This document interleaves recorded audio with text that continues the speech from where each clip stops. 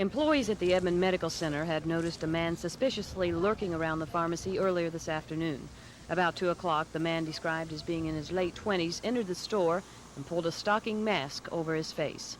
Edmond Police Officer Kerry Russey explains what happened then. Sure enough, at that time, the man did step into the store and said, "I've got a sawed-off shotgun under my coat," and he demanded various narcotics at that time. And at that time, the pharmacist simultaneously reached into a drawer, I believe, and retrieved his weapon. And just as the individual brandished his shotgun at the clerk, the pharmacist shot the suspect. Russey says the victim had cleverly concealed his weapon. Apparently, at one time, he did have it on a sling because it had 2 pieces of rope tied to it. And this is common with that type of robbery where they just merely hang this or drape it around their neck and cover it up with a coat. Today's attempted robbery was not the first. The pharmacy's been robbed several times in recent months. Fortunately, in today's incident, no employees at the medical center were injured. Investigation is continuing in this afternoon's shooting. The name of the victim is being withheld pending notification of relatives. Carol Lambert, Action 4 in Edmond.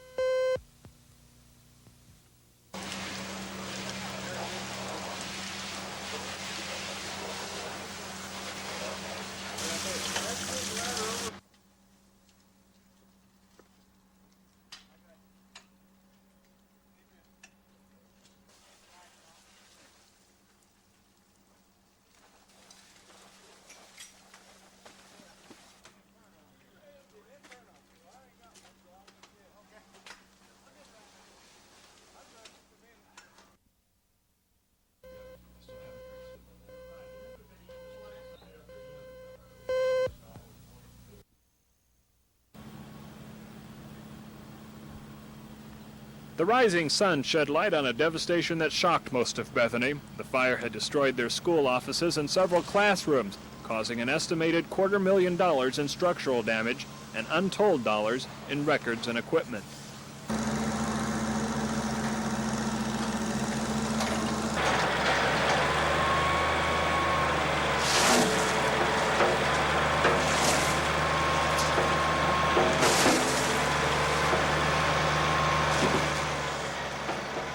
Bethany is a community tied together by a college, a church, and their schools. This was the only grade school in the town, and around 350 of its children attended here. Now the classrooms will be as empty as they are devastated. The desks are a part of the damage, the lessons a part of the rubble. I think it probably could produce a feeling of unity for them all to kind of work together and try to pull together to come out of the situation. So it could bring some good from it too. So. Some of the records saved from the offices have been moved, and in the meantime the decision on where to hold classes will have to be made elsewhere. There are still a lot of questions about the fire that destroyed this school. Fire marshals will survey the damage and look for answers, and while they look for answers to questions about cause, the patrons and administrators of the school will look for answers to questions about effect. Bethany is not a wealthy community, and replacing schools and equipment is costly. But Bethany is a community, and no one will have to endure the short-term problems or the long-term ones alone. Charles Schnitzer, Action 4, in Bethany.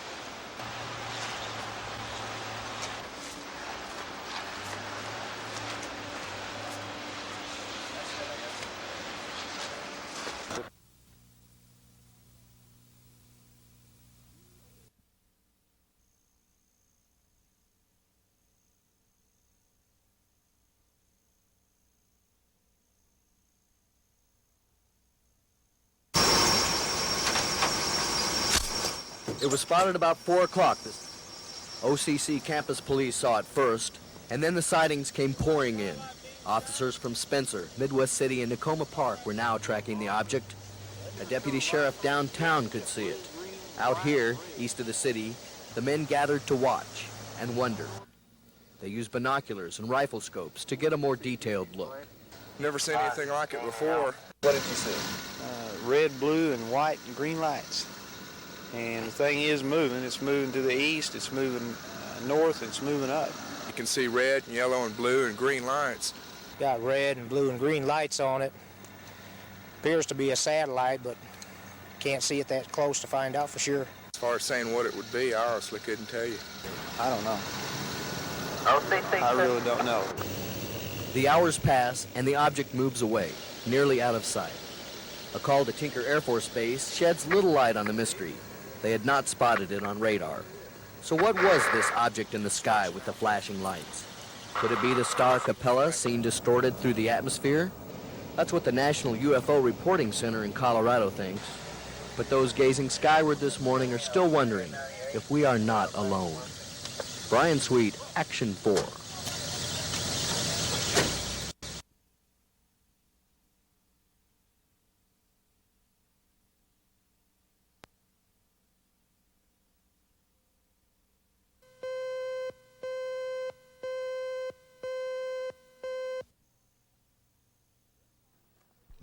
The burned-out Bethany Elementary School was paid a visit today. We're talking about probably 2 to 3 weeks delivery time to get the carpet in. Okay. And I don't think so, An insurance agent and contractor are beginning to mull over plans for the rebuilding of classrooms and offices totally destroyed over the weekend. There is still no exact assessment of dollar damage, but it will no doubt be costly in both money and time. The ruins of the charred building are not a pretty sight, but for some reason they seem to arouse the curiosity of kids in the neighborhood. It's hard for them to accept that only last week they were sitting in that burned-out rubble. A real danger to kids, the falling structure's off limits now. Well, we'd discourage the children from coming by the school if at all possible.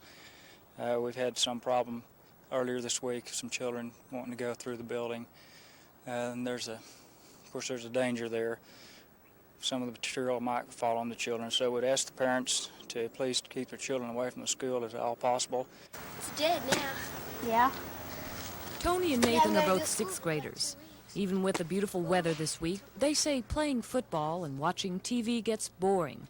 Though really not understanding why, they know their school was vandalized and find it hard to accept. It makes me mad because our school, it really don't have that much money, and it's going to take a whole bunch of money just to rebuild the thing. Since our gym, it got smoke damage, well, we might not even have a basketball team in the cafeteria. We might not even have that, our banquet, because the cafeteria burned. That's where we'd probably have our banquet. And now we might just have it in the high school auditorium. A needless crime. It burned a lot. Boy, it burned. But perhaps a valuable lesson to 350 kids who know firsthand what it's like to lose something that's worth a lot. Carol Lambert, Action 4 at the Bethany Elementary School.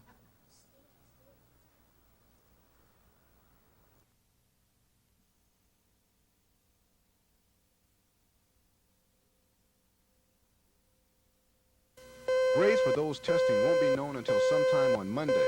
When grades do come out, students are hoping the... Today is a big day for air traffic controller students. Many have been preparing for weeks to take the controller skill test and the control tower operator test. These are critical exams for people who want to work in the control towers around the country.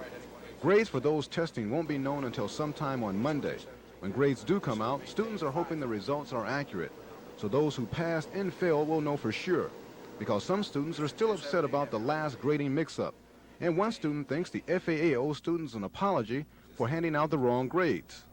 I feel that the Academy owes the students that were told they passed this course and had very high hopes of going back to a facility and having a career with the FAA.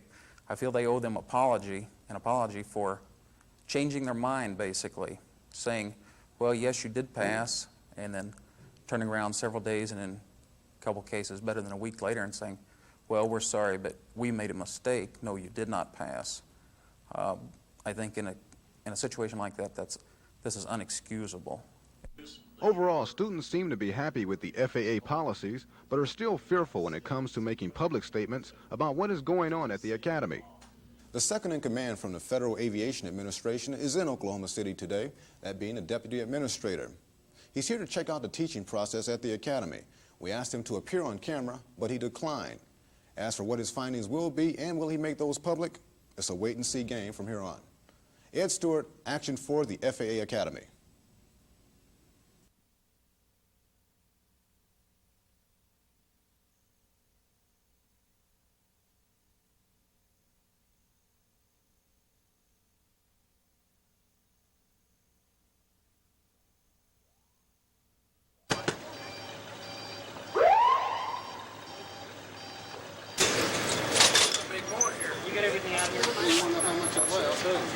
I already found out.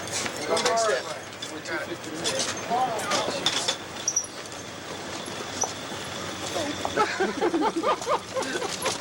They tried to back over a bunch of people right here, and he drove right over there and started firing shots. I drove up there and made the block, came back by and started firing shots again. They hit a water main right up here on 28. That was all there was to that.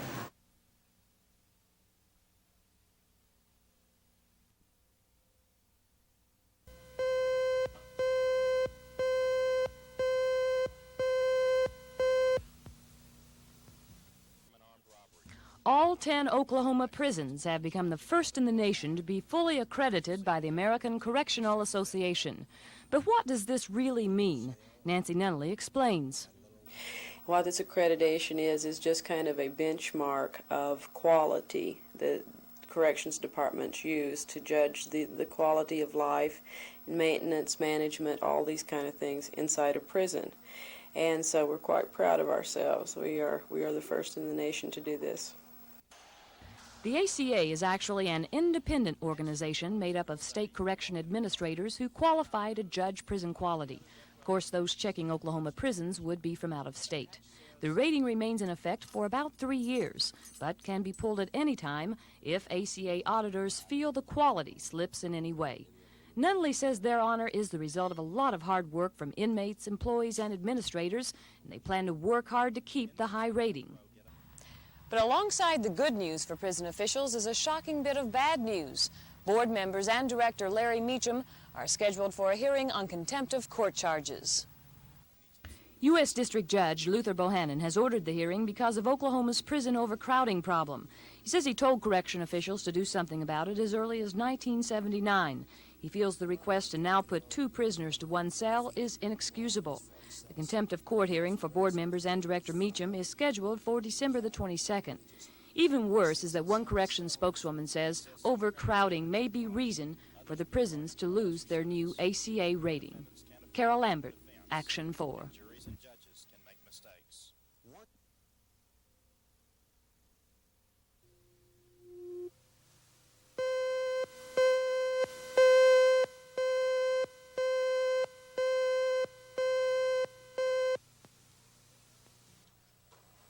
The ABCs are going up on the wall for a second time this year. The first wall was destroyed by fire earlier in the week, so now they go up in space donated by local churches. Preparations to get school underway were hectic this week, but there were plenty of volunteers willing to help them along. Kindergarten, 4th, 5th, and 6th grades will be held in Williams Memorial Church. 1st, 2nd, and 3rd grades will be held down the street at Two Lakes Baptist Church. The 2 churches here and other churches in the community have called and wanted to know if I needed space, and we chose these 2 because of their location. We've also had a lot of cooperation from the other schools surrounding this area and even away out as far as Edmond and Midwest City, and some of the other schools have offered us school equipment, which has been very helpful too. Very good cooperation. The children will attend classes here for only a week. Then they will be out again for Christmas. Officials hope to have some rooms repaired in the old building. when they return in January. Ted Brown, Action 4 in Bethany.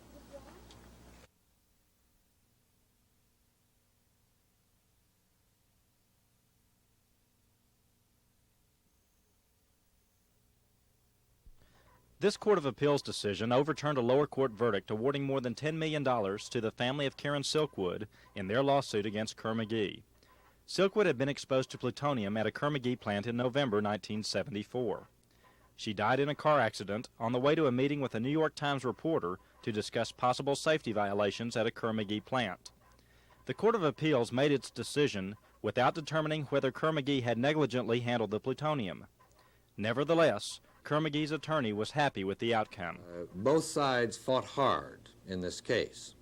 The other side fought hard to keep a verdict for $10.5 million, and we fought hard to overturn it. We won. That vindicated us because the full gamut of issues was presented to the court, and we won on those issues. The next move is up to the Silkwood family. They have to decide whether to admit defeat or take on Kerr McGee in the United States Supreme Court. Bill Ross, Action 4.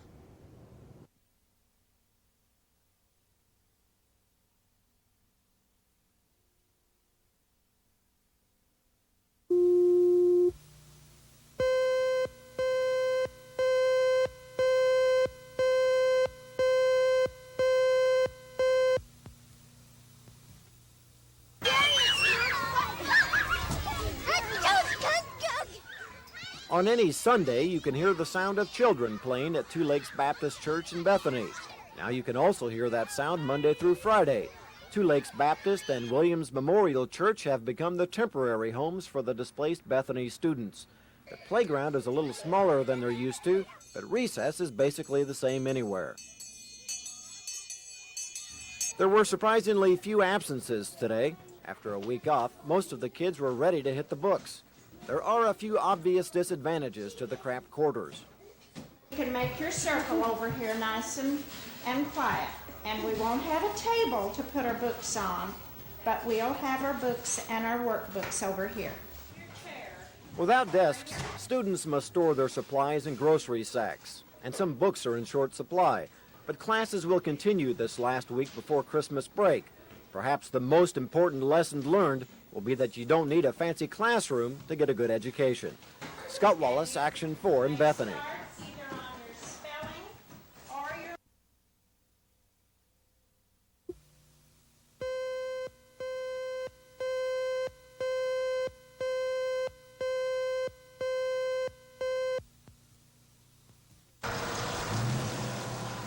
A lot of curious onlookers stopped today to see what was left of Canton Elementary School that was gutted by fire last night. The school in any town is like a central pulse in the community. To many, its destruction is more than the loss of a mere building. I went to school here 12 years, and I was looking forward to my kids going to school here. And it's not going to be the same with, it's going to take a lot of money to replace it, and it's going to be a different school. The memories, won't be here. Lula Mae Cowan has taught here for 32 years and says it's painful to see it all go up in smoke. That stuff I've saved for years and years. The start of the blaze has been tracked to the speech therapy room, but investigators are still sorting out the pieces to find the cause. We pretty well determined the fire originated in these two office areas, and so we're in the process now of cleaning them out and examining electrical wiring, heater vents, and that kind of thing. We still have a long way to go before we'll be making any preliminary determinations even. 3/4 of the Canton school is destroyed. The west side will be torn down and rebuilt at a cost close to $400,000. Cleanup for the rest of the smoke and water damaged building will begin immediately. Although school officials are thankful no one was physically hurt in last night's tragedy, they're uncertain about the heavy financial burden that's now been placed on the school district. Until we get our adjustment from the insurance, we won't be able to do anything. Hopefully Thursday night we'll have a special board meeting or emergency board meeting. I should have estimates for them, money available, that sort of thing. And we'll call a bond issue as quickly as possible. Townspeople in Canton are saddened in more ways than one by last night's tragedy here at the grade school. Most seem to think that hopes for a new high school will now have to be shelved. Carol Lambert, Action 4 in Canton.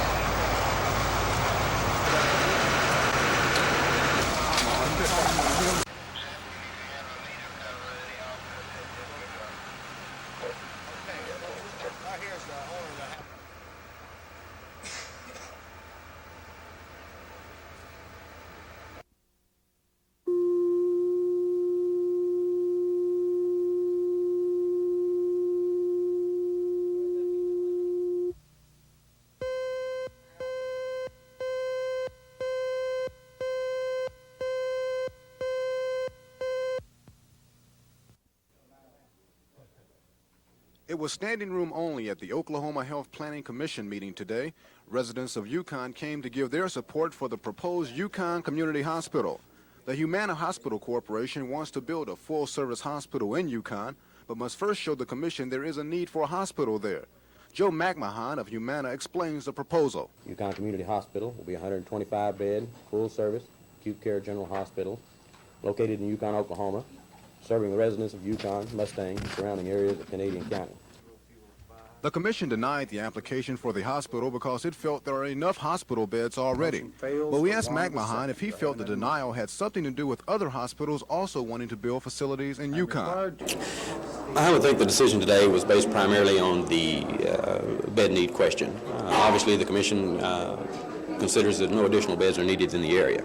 The position that we have taken and that Baptist will take and IHP will take is that yes, indeed, these beds are needed. I would like to speak very positive for those people, but I feel that their application will meet with similar success as to what ours has met with so far. The other hospitals are proposing emergency centers. You're proposing a full-service hospital. You think that makes a difference in the mind of the commission? This is true.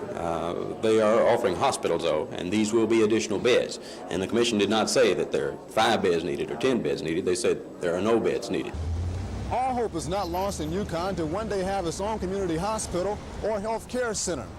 Humana will appeal today's ruling, and there are 2 other hospitals that have proposals that must be heard by the commission.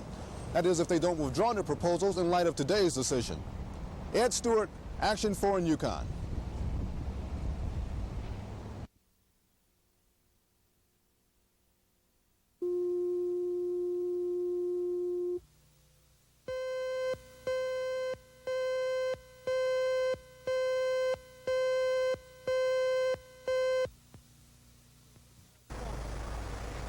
GM officials called today's announcement good news, bad news. The bad news, they'll have to shut down the Oklahoma City assembly line next month because of sluggish sales of GM X-body cars. Sales of Citations and Phoenixes built in Oklahoma City have been very sluggish the past 6 months. The good news, the automaker will use the downtime to update the plant so the workers can assemble GM's new A-body cars. Company officials hope the larger A cars, like this Buick Century, will be more appealing to car buyers. The Oklahoma City assembly line will grind to a halt January 15th. Most of the plant's 3,000 production workers will be unemployed until production resumes in mid-year. Plant officials hope the retooling will enable GM to build the car Americans are buying and perhaps get the previously laid-off employees back to work.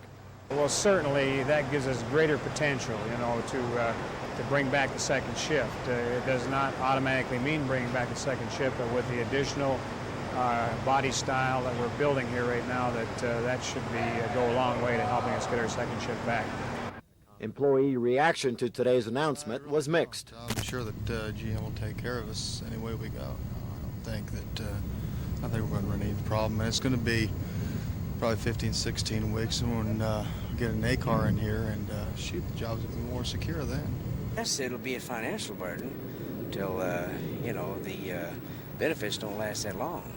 And, of course, this constant threats of layoffs and this kind of thing gets kind of annoying after a while. So.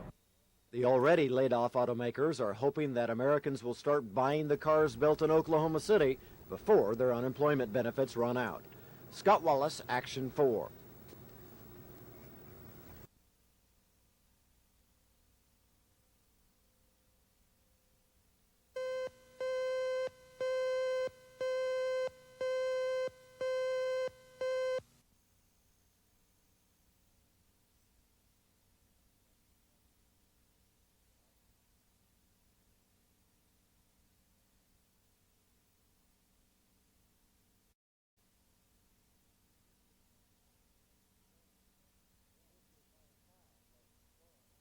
The history of mankind has confirmed that water is vital to survival. This is an issue that the legislature must, this year, we can no longer put off trying to address the water problems of Oklahoma. The legislature has previously approved a comprehensive state water plan, and we just simply need to get some funds to the Water Resources Board so they can continue to try to help communities solve their water problems.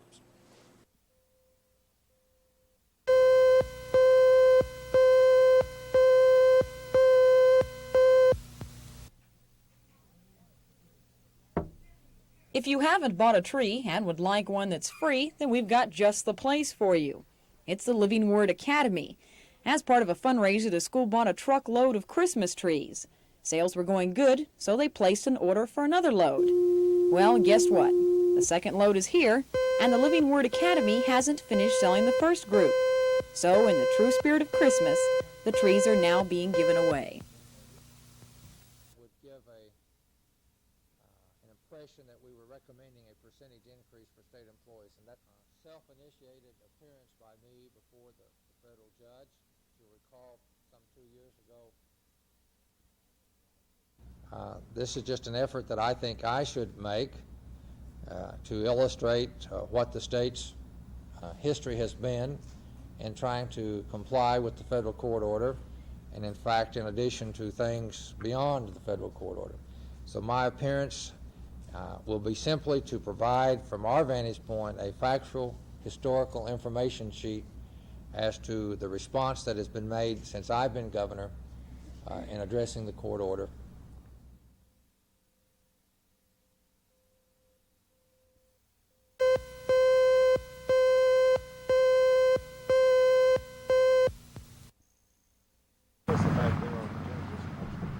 If you haven't bought a tree and would like one that's free, then we've got just the place for you.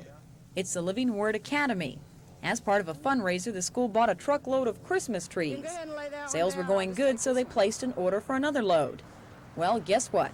The second load's here, and the Living Word Academy hasn't finished selling the first group. So, in the true spirit of Christmas, the trees are now being given away.